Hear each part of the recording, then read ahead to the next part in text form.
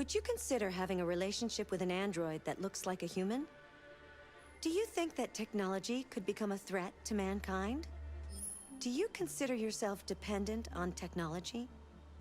Do you believe in God? Do you believe in God? Do you believe in God? Do you believe in God?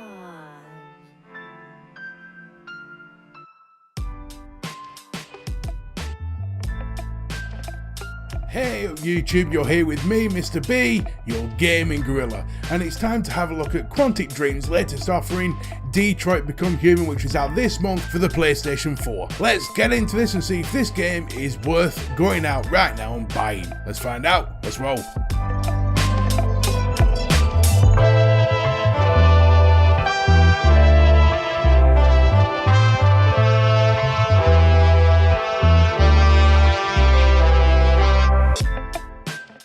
So a few weeks ago, I actually did a review of Beyond Two Souls, which is Quantic Dream's previous game. And although I'd recommend it, I believe at the time with the caveat for people who enjoy sci-fi movies, and recommend it on the fact it was a free game, it didn't cost you anything, I was a little bit worried for Detroit Become Human, because if Beyond Two Souls had been £10, £20 or £30 at the time, there's no way I would have done it. And there's no way I would have recommended it. So a week beforehand, Detroit coming out, I was in two minds whether to bother or not, purely because there was just parts of it that really turned me off from the series. Case in point, and the best example I can give of that was in Beyond Two Souls. There's a scene where you're running along a train and you're trying to get away from FBI agents or whatever they were. I actually fell asleep at the start of that scene and woke up somewhere near the end and managed to get through the whole scene without touching my controller once because I was asleep. And there was quick time events and all sorts. And that was just the best way to show fake danger, the fake danger point that I came up with. Because there was no way that the main character in Beyond Two Souls was ever going to be harmed. So there was no point getting invested. And I felt that Detroit Become Human might have the same aspect, and if it did, there's no way I'd have got through it. I'd not got through the game at all. It would have been chucked in my trading pile, ready for the next game to come out. So preconceptions to one side, I get the game yesterday, banged it in the PlayStation, and got ready for a good 12-hour campaign. Now, I like to rate games based on their own individual merits because every game's different. Being the next step on from Beyond Two Souls, however, I feel it's a good idea to judge it in the same way that I did Beyond Two Souls, which is splitting it down into 5 different parts, which is story, gameplay, sound, graphics, and the most important part, fun factor, whether I actually had fun playing this game or not. Using these 5 information points, you can get a good idea and make an informed decision on whether Detroit Become Human is worth your time and effort. Before I do get into this review, however, I'd just like to remind you just to drop a like on the video, drop a comment as well if you agree or disagree with it, or have your own thoughts about Detroit Become Human. So I'd love to hear from you, I'd love to get discussion going below. So without any further ado, let's kickstart this review in the right way. Let's get into the story.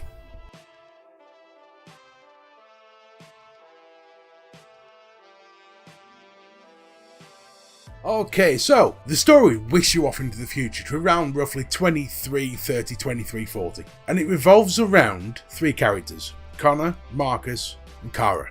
Connor is your by-the-books police officer, Marcus is your freedom fighter, and Kara only wants to protect a little girl.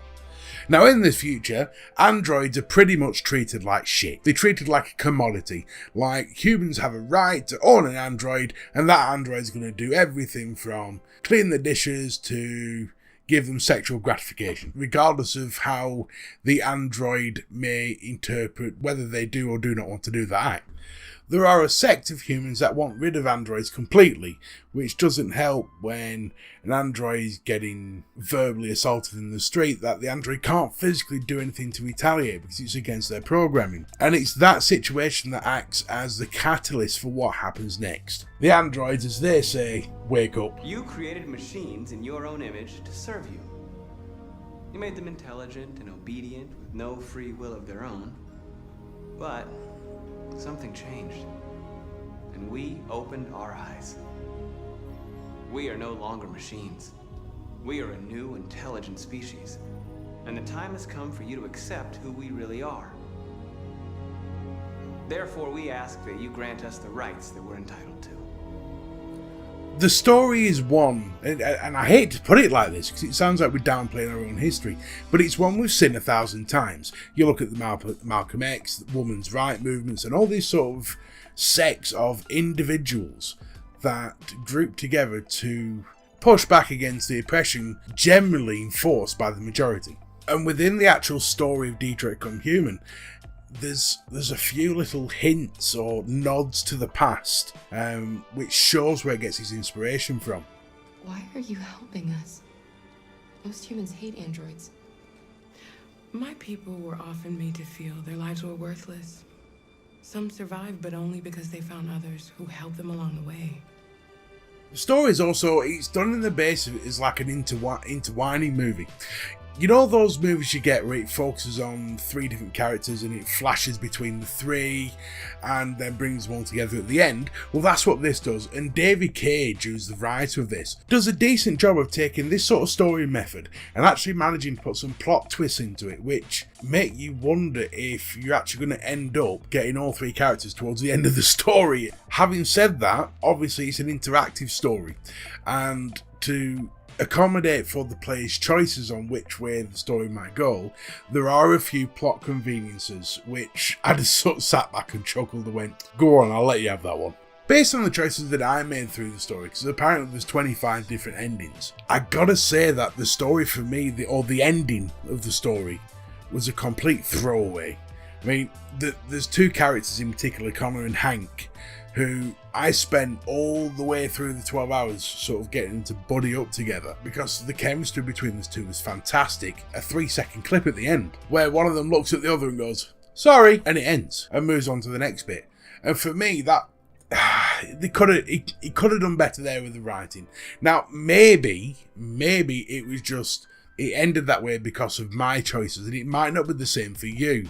I just wish if that, I actually hope that set of that ending was just purely down to that set of choices, but I somehow doubt it because David Cage stories have been criticised heavily in the past for the way they ended, and going back to the Beyond Two Soul thing, that had a really crappy ending as well. So I could only assume that the ending's the ending. Putting that to one side though, if you take out the first hour and the last hour, the story's superb. It really is. They do a fantastic job of connecting you to all 5 characters. But hang on a minute, I said 3 earlier. Well, actually, there's 5. You see, you've got Connor, Kara, Marcus, as well as Hank and Alice. Now, Hank is Connor's partner. He's the irritable old man who curses his luck for getting stuck with an android as a partner. I'm sure I've seen that on a TV show somewhere. But then there's also Alice, who is a little girl that Kara is trying to protect. And between 5 of them, you connect with them really well. And there are parts in the story where you actually feel for them. You feel for the situation you're in. And there are definitely scenes that invoke an emotional response from you, the gamer. However, as much as that's a good thing from a story point of view, that one little aspect does affect the gameplay a little bit. But I'll go into that later on. Skill Up from Layman Gaming came out with a cracking quote for this game, and he said it feels it could quite easily be a HBO series, and it could. I mean, if HBO ever wanted anybody to make a Game of Thrones game for them for the PS4, they need to be getting in touch with Quantic Dream because they would smash that out the park. All in all, the story was enjoyable. Again, the bits between the first hour and the last hour were extremely enjoyable. The first hour, which I'll get into in a minute, and the last hour, I wished I'd never been a part of. But when you take the first hour and the last bit to one side, the story is very good, and it's certainly worthwhile going through. So that's the story covered. What about gameplay? Let's address it straight off the bat. Quick time events. That's what this game is. If you are looking for a game that scratches the shit out of that game's itch, this ain't it, and this will never be it. This is an interactive movie, nothing more, nothing less.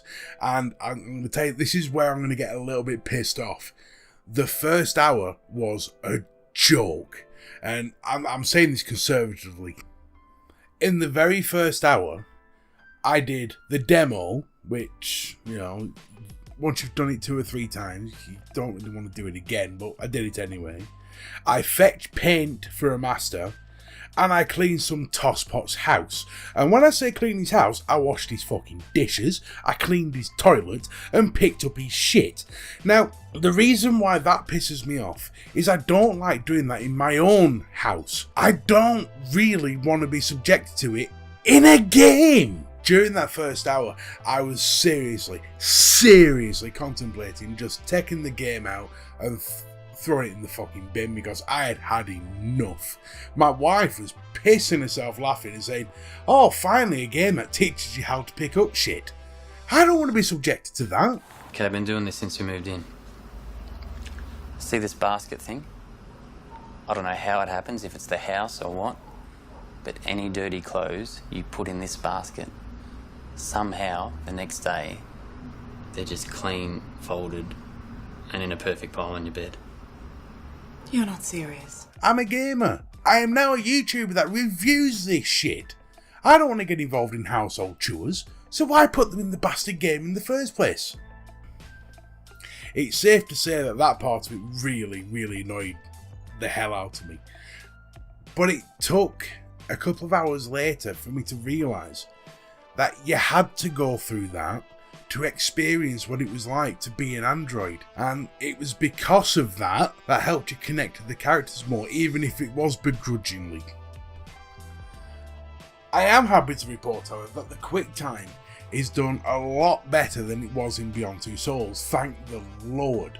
I mean, in Beyond Two Souls, it's like I've said before, the scene where you run through the train or run on top of the train or whatever, and it's all quick time events and it doesn't matter if you miss a button. It certainly did for me because I was snoring. There is a bit more danger to it, and there is a few more consequences to screwing up, as I found out, you know, and it produces one of those plot twists that make you go, damn, I better start paying attention. And the choices as well really impact the game. I mean, it is no joke when they say there's 25 different ways for this game to end. There really is, and that seriously impacts on the replayability of the game. You know those things where you have your guilty pleasure movie that you watch over and over and over again? Imagine being able to take that movie and change the plot around, add different bits to it, or make one character do this when he normally would do that. That's what this game does, and it actually gives a real feeling of consequence when you don't make a decision you should have done, or when you don't make a decision in time. And that's the important thing. It's a limited amount of time to make decisions, which is something you didn't get before. Because in Beyond Two Souls, the time you actually given between the prompt to press the button and you actually pressing it, you had enough time to make a sandwich and a cup of tea and contemplate. Whereas this is happening, press this or this now! And there are occasions where you make decisions that you didn't mean to because you panic pressed. I killed a character off because I pressed the wrong button because I just went, you want me to do what? The straight fact is that in the 5 years between Beyond Two Souls and Detroit Become Human, Quantic Dream have improved on quick time events. I know that sounds stupid because it's quick time events, how can you possibly improve? But they found a way, which made the gameplay a bit better. Having said that though, there are parts of the game that they could have just improved on a lot more by using a bit more common sense. For instance, there's a stealth part, where you got to get from A to B without being seen. Oh, it was pathetically easy. You look at a place, it tells you the likelihood you're going to get caught. You wait for it to drop, press square, and it does the whole animation for you. Why couldn't we take control of that character? How is it so hard for us to take control? We normally have control of them. Even with the dodgy camera angles, we still have control of them. So why couldn't we take control in that bit? Why did you have to reduce that to a quick time event? And it's just little bits like that that let the gameplay down, as well as the dodgiest shit camera angles, which got on my nerves throughout the whole game. As I was expecting, really. And I tried to view this as unbiased as possible. The gameplay is its biggest letdown. And really, for me, I don't see how they couldn't have just put a normal system in. I really don't. They could have even kept the same stupid camera angles if need be. But reducing everything to quick time events is just... it begs belief, because if they'd have put in a proper scheme in where you could actually control the characters, you'd have been onto something so special. Because the quick time events and the dodgy camera angles and things like that just stop it from being God of War level good, and that is such a shame. For someone like me, calling something an interactive movie is almost done in a way that's an insult for a game, because a game shouldn't be an interactive movie. It harks back to, like, do you remember like the late 90s, early 2000s, we had them DVD games that you could press buttons and stuff to make different things happen. It harks back to that, and that is so far in the past, it's barely rememberable. Having said all that, of course, the poor level of gameplay does emphasise on one thing, which just completely blows your mind. You ever heard of those blind people that can hear better or have better senses? Well, this is like that. The gameplay is so bad, it makes you appreciate something else so much more. And that's the graphics. Oh, I tell you, Sony Interactive have been on point with graphics lately, and this, it's on, if it's not on par with God of War, it's better. It blew my mind, just little things like rain and the lighting and the facial expressions when these actors are going through the lines are second to none. And I say that it's like a blockbuster animation on steroids. It is absolutely phenomenal. It's clear to see that Sony and their affiliates now know how to get the best out of the PlayStation units. Now, I play this on normal PlayStation. I don't have a Pro. I'm not one of the Pro Scribblords. I wish I was. We'll keep that between you and me. However, even on a normal PlayStation, the graphics was on par with any major movie blockbuster, and has to now be regarded as the benchmark that other games now have to live up to. The other beautiful aspect of this game, the other one of the sensors that is just propped up beautifully, is the sound. I mean, the voice acting, it really cannot be emphasised enough how amazing it is. Tell you what, hold on. Rather than taking my word for it, listen to this.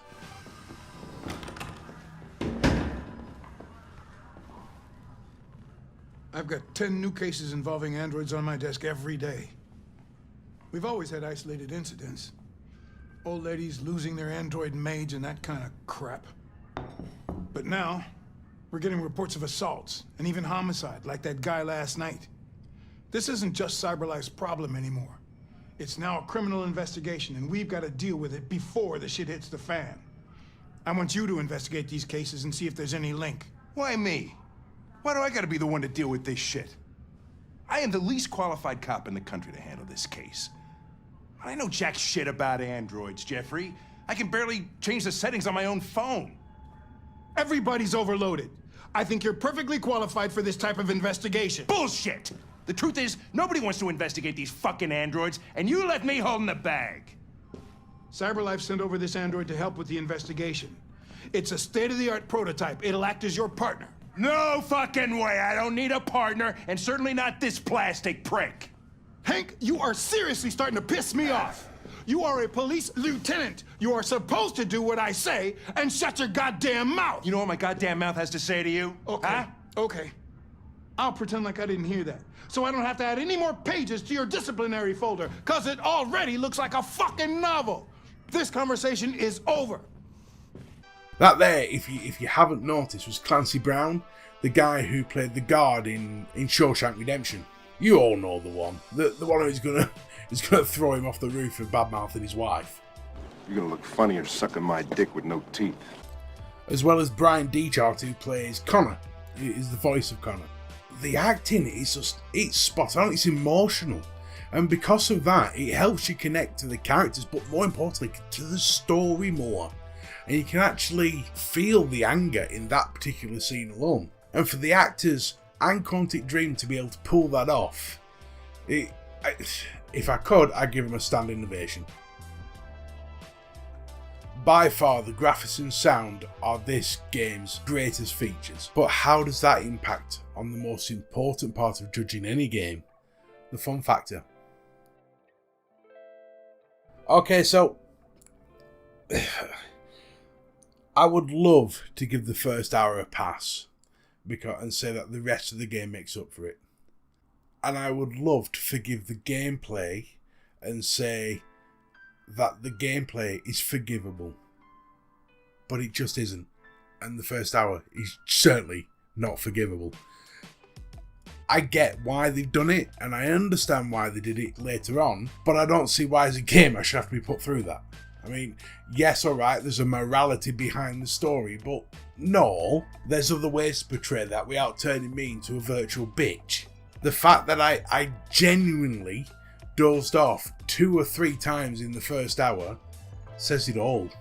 And if it wasn't for the fact that I made a conscious decision to stick with the game, I wouldn't have experienced past the first hour.